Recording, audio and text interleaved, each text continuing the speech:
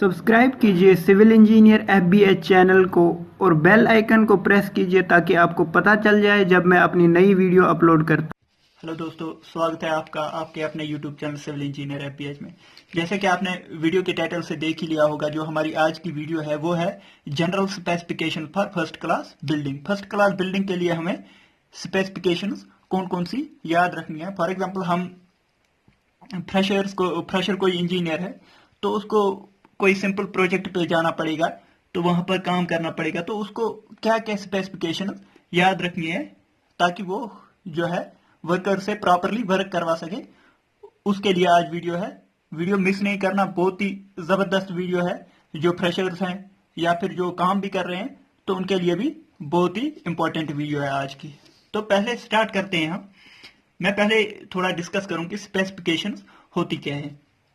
हमारे पास होता है ड्राइंग दी होती है, तो उसमें मेंशन किया होता है कि भाई ये डायमेंशंस है एक रूम के, ये डायमेंशंस है रूम के, डायमेंशंस ये है, आउटर डायमेंशंस ये है।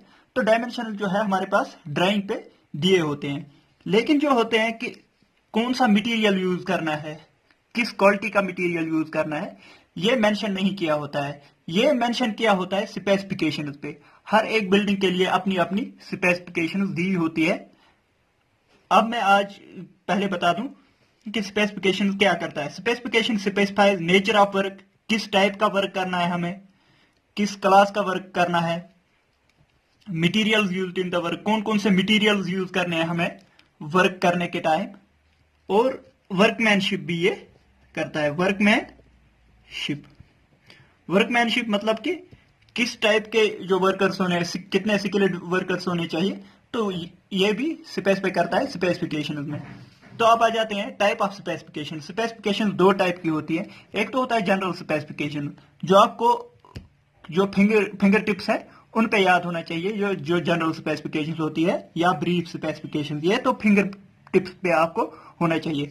दूसरा हो गया डिटेल्ड स्पेसिफिकेशन। डिटेल्ड स्पेसिफिकेशन जो होती है वो हमारे पास प्रॉपर एक प्रोजेक्ट के लिए एक बुक होती है, जिसमें दिया होता है कि हमें ये मटेरियल यूज करना है, इस मटेरियल को मिक्स करना है, ऐसे इस रेशियो में मिक्स करना है, और किस जो है इंस्ट्रूमेंट से मिक्स करना है, क्या करना है, वो सब कुछ दिया होता है। वर्केबिलिटी क्या होनी चाहिए, प्रॉपर इसमें डिटेल्ड स्पेसिफिकेशन में दिया होता है।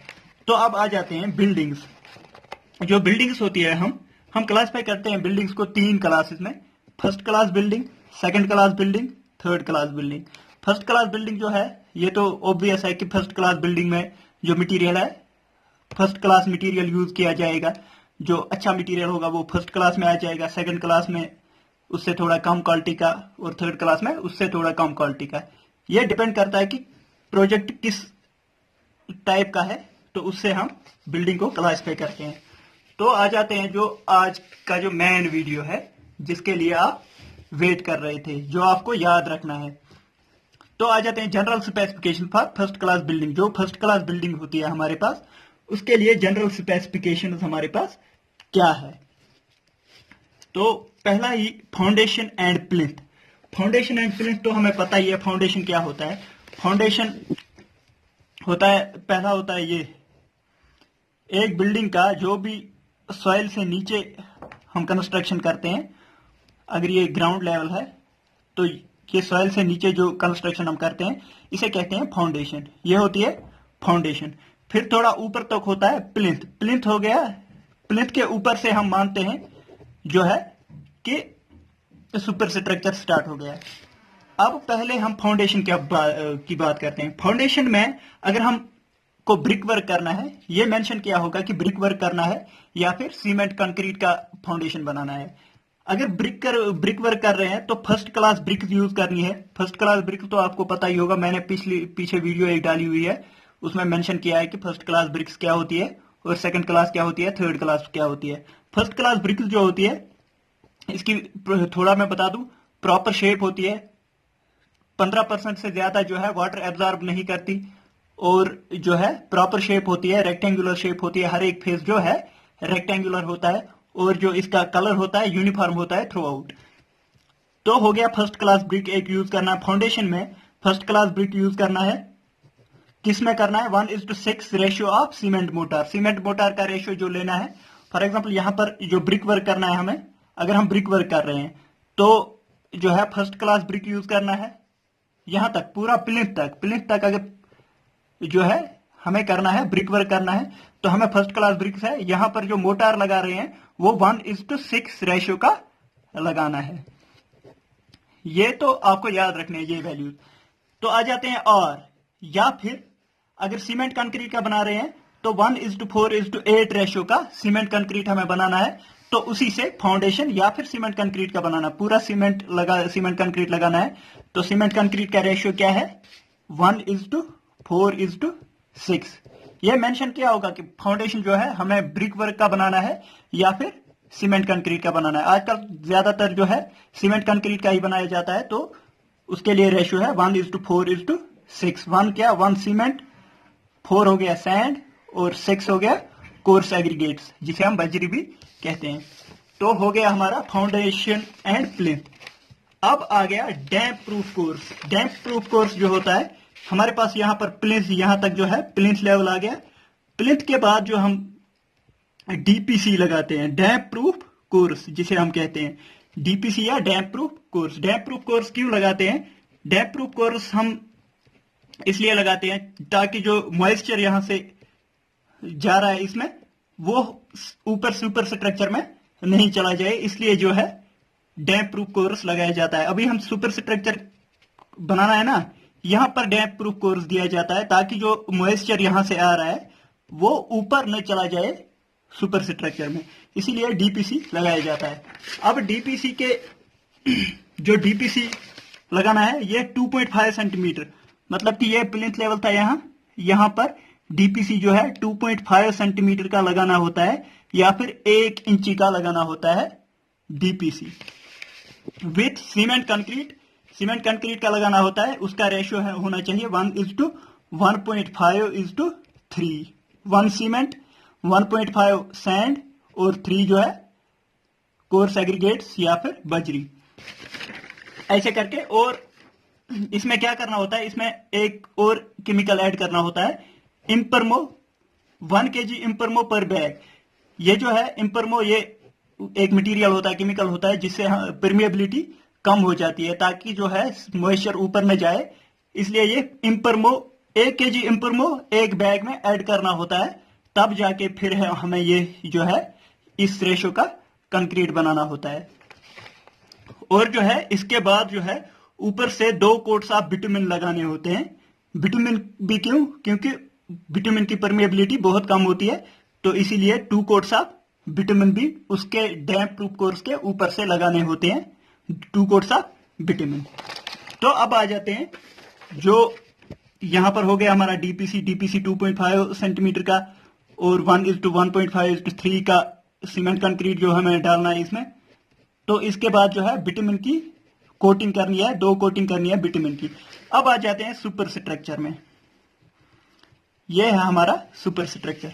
सुपर स्ट्रक्चर में ब्रिक वर्क करना है, हमें ब्रिक वर्क करना है, फर्स्ट क्लास ब्रिक होने चाहिए विथ 1:6 सीमेंट मोटार।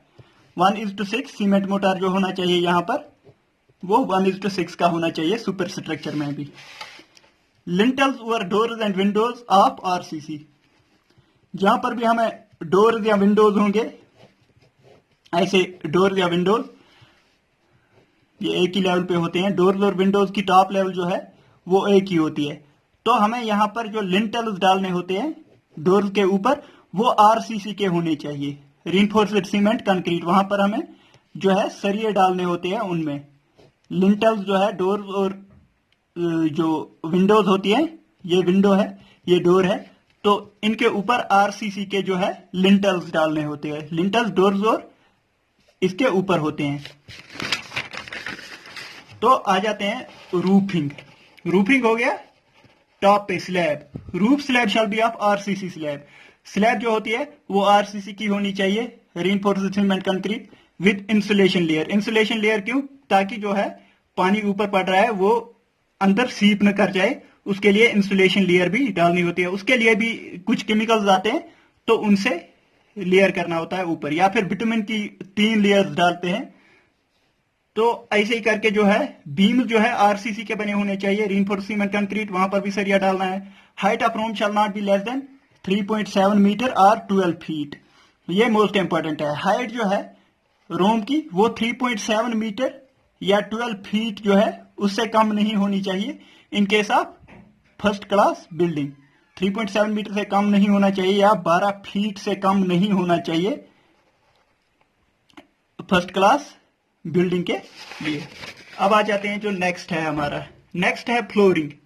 फ्लोरिंग क्या करनी होती है? फ्लोरिंग हो गया नीचे, जो रूम है उसके नीचे जो है क्या करते हैं, 7.5 सेंटीमीटर या 3 इंची का जो है लाइम कंक्रीट डालना होता है बेस में। ये अगर प्लिंथ लेवल तक आ जा रहा है ना, यहां पर रूम के अंदर जो है यहां पर डालना होता है 7.5 सेंटीमीटर का लाइम कंक्रीट डालना होता है, और जो है फिर उसके ऊपर जो है 2.5 इंच का 2.5 सेंटीमीटर का हमें सीमेंट कंक्रीट डालना होता है, और फिर उसको पॉलिश करना होता है ताकि जो वो है प्लिंथ लेवल के बराबर आ जाए। यहां पर 7.5 सेंटीमीटर लाइम कंक्रीट और 2.5 सेंटीमीटर जो है सीमेंट कंक्रीट, फिर जो है पॉलिश करनी होती है। पॉलिश हम सीमेंट मोटार से कर सकते हैं 1.6 रेशियो लेकर। तो आ जाते हैं नेक्स्ट फिनिशिंग। फिनिशिंग जो होती है, जो दीवारें होती है हमारे पास, उन पे जो फिनिशिंग करनी होती है। फॉर एग्जांपल हमने बनाई दीवार, ये जो है ब्रिक्स की, फर्स्ट क्लास ब्रिक्स की दीवार बनाई, हमें उस पे फिनिशिंग अब करनी है। फिनिशिंग के लिए हमें इनसाइड 12 mm इनसाइड का जो ये है थिकनेस है, हमें थिकनेस करनी है, सीमेंट मोटार की थिकनेस प्लास्टर करना है। तो 12 mm का प्लास्टर देना होता है या फिर आधे इंच का प्लास्टर देना होता है, विद रेशियो 1:6 रेशियो का देना होता है। इसके बाद होता है डोर्स एंड विंडोज। अब आ जाते हैं लास्ट जो पॉइंट है, doors and Windows. Doors and Windows जो है, चुकाट्स जो बने होते हैं, चुकाट्स जो हम पहले लगाते हैं, चुकाट्स सीजनल टीक वुड के बने होने चाहिए। सीजनल टीक वुड होता है जो जिसको कीड़े वीड़े नहीं लगते, उसका बना होना चाहिए। All the wooden work should be properly painted. उनको प्रॉपरली हमें पेंट करना होता है जो भी वुड वर्क हम करते हैं फर्स्ट क्लास बिल्डिंग के लिए। तो ये थे जो है specification for first class building. अगर आपको वीडियो पसंद आए तो लाइक कीजिए, शेयर कीजिए अपने दोस्तों के साथ, सब्सक्राइब कीजिए चैनल को और बेल आइकन को प्रेस कीजिए ताकि आपको जो है आने वाले वीडियोस की नोटिफिकेशन भी मिलती रहे। तो अगर मुझे अच्छा रेस्पॉन्स मिला इस वीडियो पे, तो मैं 1-2 वीडियो और बनाऊंगा सेकंड क्लास और थर्ड क्लास जो बिल्डिंग है उनके लिए भी 1-2 वीडियोस लेके आऊंगा। अगर मुझे अच्छा रेस्पॉन्स मिला तो दोस्तों प्लीज लाइक कीजिए इस वीडियो को और शेयर कीजिए अपने दोस्तों के साथ। थैंक यू दोस्तों, thank you for watching the video.